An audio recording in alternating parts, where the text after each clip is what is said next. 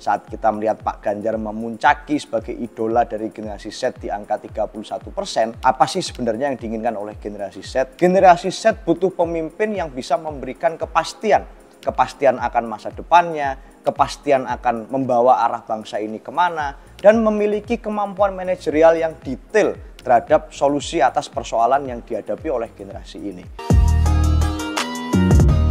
Selamat datang kembali di Semiotik, Seno ngomongin politik. Sudah lama betul kita mengikuti proses dan tahapan persiapan menjelang Pilpres 2024. Berbagai macam diskusi, berbagai macam pembicaraan dan konteks narasi tentang para capres, para kandidat yang akan bertarung sudah sangat betul-betul dipahami oleh seluruh masyarakat di Indonesia. Hari ini tidak lebih dari 120 hari lagi kontestasi itu akan terjadi secara langsung di bilik suara. Saat kita lihat ketiga capres yang ada sekarang, baik Pak Ganjar, Pak Prabowo maupun Pak Anies, semuanya tentu akan diuji. Tidak hanya oleh pemilih yang sudah pernah mengikuti pemilihan atau pilpres di tahun-tahun sebelumnya, tapi besok di tahun 2024 di bulan Februari, para pemilih yang akan mendominasi pemilih yang menentukan masa depan bangsa ini adalah generasi Z yang memuncaki atau berada pada angka 56% total pemilih di tahun 2024. Dari survei terbaru dari Litbang Kompas kita bisa melihat adanya sebuah tren yang luar biasa dari antusiasme pemilih.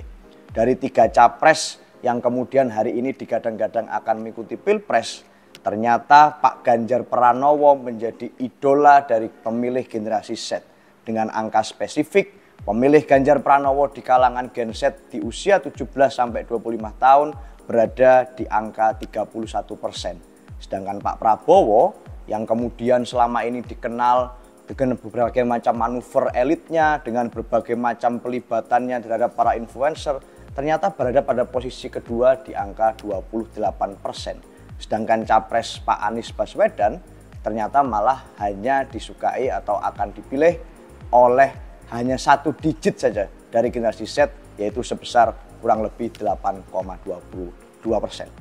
Hal ini tentu bukan suatu hal yang aneh kalau kita melihat. Saat kita melihat Pak Ganjar memuncaki sebagai idola dari generasi Z di angka 31%, hal ini karena memang seluruh tampilan yang ditampilkan oleh Pak Ganjar Pranowo cocok dan kompatibel dengan selera, kekinian, idola, dan karakteristik pemimpin yang diinginkan oleh generasi Z. Apa sih sebenarnya yang diinginkan oleh generasi Z? Generasi ini dikenal-kenal memang sebagai generasi yang sangat highly digitalized, punya keinginan dan kegandrungan luar biasa terhadap informasi dan perkembangan teknologi.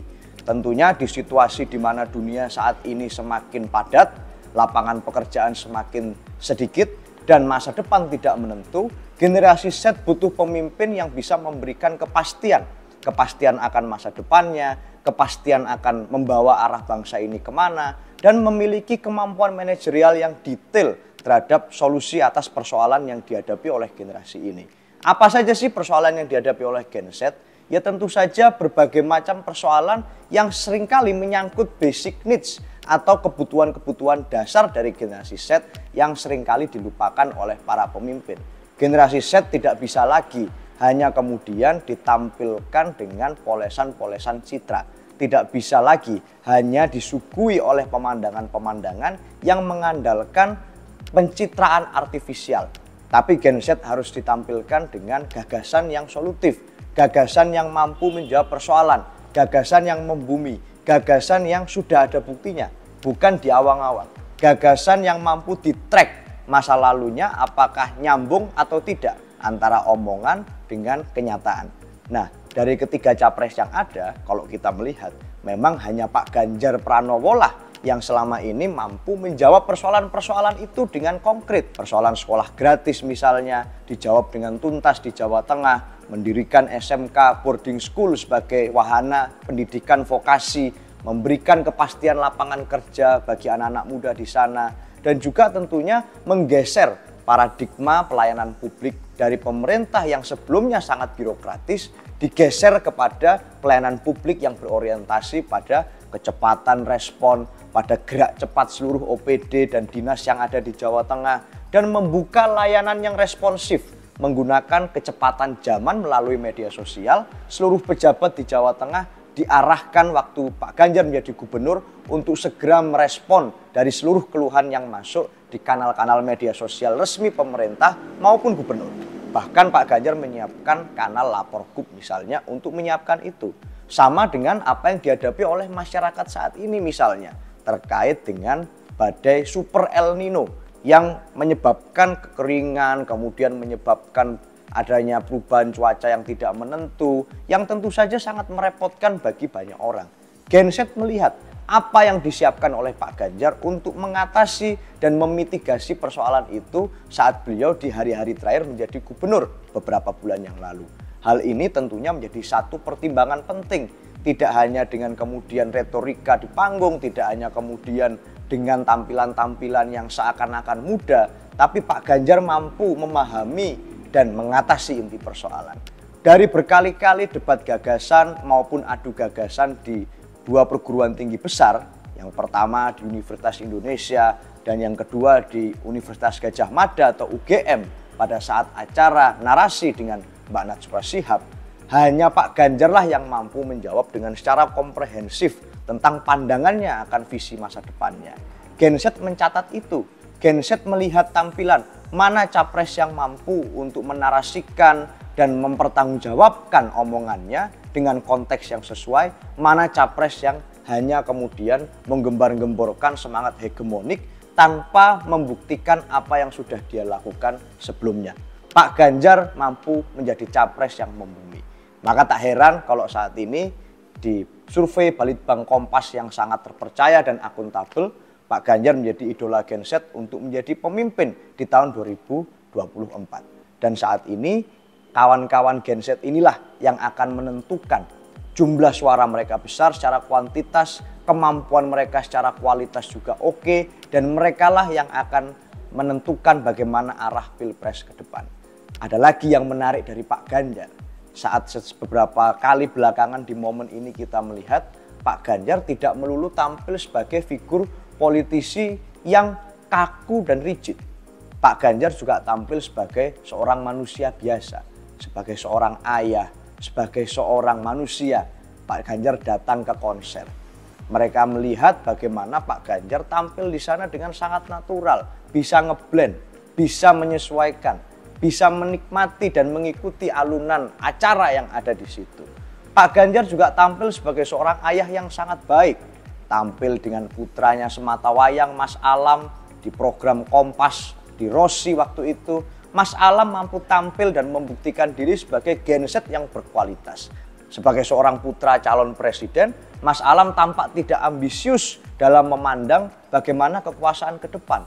Genset mencatat dan menangkap itu dan melihat bagaimana Pak Ganjar, Mas Alam dan Bu Atikoh tampil sebagai potret keluarga yang diingin-inginkan dan diidam-idamkan. Ayahnya meskipun seorang gubernur masih punya waktu untuk anaknya. Banyak sharing, banyak cerita. Dan Pak Ganjar tampil dengan Bu Atikoh sebagai seorang suami, sebagai couple goals yang luar biasa.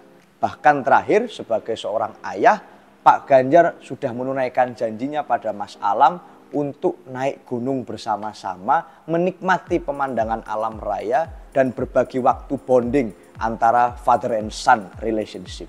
Ini sangat cocok dengan keseharian genset yang suka dengan hobi, suka dengan tampilan yang apa adanya, tampilan yang orisinil, tidak dibikin-bikin, tidak sibuk dengan manuver-manuver elit, tidak ngomong di awang-awang, tapi punya gagasan yang bermutu, bernas, dan dapat ditampilkan dengan sebaik-baiknya, dengan kemasan yang pas, tidak kelebihan, tidak kurang.